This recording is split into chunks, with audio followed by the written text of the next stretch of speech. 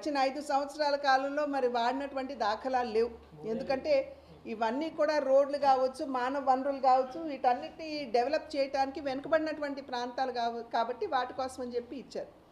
కానీ ఇవాళ మీరు బడ్జెట్ కనుక మీరు దగ్గరగా పరిశీలించినట్లయితే ఈ ఏడింటితో పాటు బాగా వెనుకబడినటువంటి ప్రకాశం జిల్లాని కూడా కలిపినటువంటి విషయాన్ని మీ దృష్టి తీసుకొస్తున్నారు.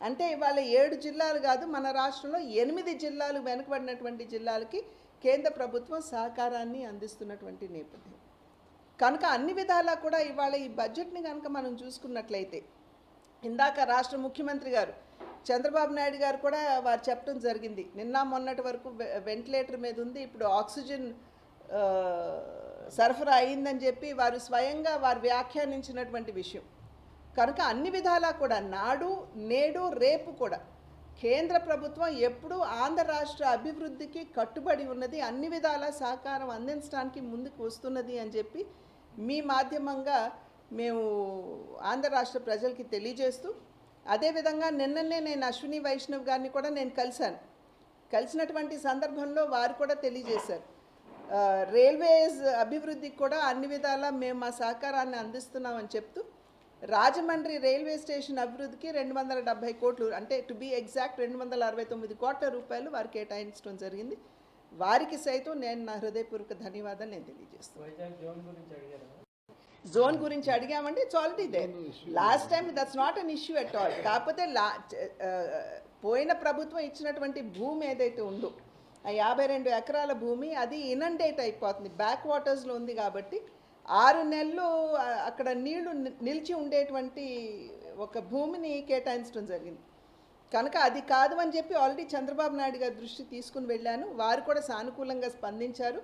రామ్మోహన్ నాయుడు గారు కూడా అన్ని విషయాలు వివరించి చెప్పాము, వారు కూడా సానుకూలంగా స్పందించారు. వెంటనే దానికి భూమి రాష్ట్ర ప్రభుత్వం కేటాయిస్తుందని చెప్పి నమ్ముతున్నానని చెప్పి వారు చెప్పడం జరిగింది. అది ఆల్రెడీ విశాఖపట్నం జిల్లా కలెక్టర్కు మొన్న విశాఖపట్నం చంద్రబాబు గారు వచ్చినప్పుడు వాళ్ళకు రైల్వేకి కావాల్సిన సూటబుల్ ల్యాండ్ వెంటనే సెలెక్ట్ చేసి మీరు 15 రోజులు ఇవ్వండి అని చెప్పేసి అక్కడే ఇన్స్ట్రక్షన్ ఇవ్వడం జరిగింది. మేడం మీరేమో అభివృద్ధి రాష్ట్ర అంటారు, కానీ వైఎస్ఆర్సీపీ అధ్యక్షుడు జగన్మోహన్ రెడ్డి గారు ఆంధ్రప్రదేశ్లో ఏం లేదు అరాచకం, రేపు ఢిల్లీలో కూడా ధర్నా చేయబోతున్నాం. గడిచిన 5 సంవత్సరాల కాలంలో ఎటువంటి అరాచక పాలన రాష్ట్ర ప్రజలు చవి చూశారో అందరికీ తెలియనటువంటి విషయం కాదండి. ఒక్కసారి ఆ మాట చెప్తున్నటువంటి వారు గుండెల మీద చేయి వేసుకోవాలి. ఏ విధంగా మరి 14 సంవత్సరాల పిల్లవాడు చచ్చిపోయాడు, సొంత ఎమ్మెల్సీగా ఉన్నటువంటి వారు డ్రైవర్ని చంపేసి శవాన్ని హోమ్ డెలివరీ చేశారు. మరి సీఎం గారింటికి కూతవేటు దూరంలో ఎస్సీ మహిళ అత్యాచారానికి గురయ్యే ఏ విధంగా హత్య గావించబడిందో, అదేవిధంగా ఇతర పార్టీ కార్యకర్తల మీద ఏ విధంగా వైఎస్ఆర్సీపీ కార్యకర్తలు దాడులు చేశారు. మా సొంత కార్యకర్తల మీద నామినేషన్ పేపర్స్, స్థానిక సంస్థలు నామినేషన్ పేపర్స్ వేయడానికి వెళ్తే వాళ్ళ చేతిలో పేపర్స్ లాకేసుకుని చించేసి నెల్లూరులో మా కార్యకర్త ఒక మహిళ మీద కత్తితో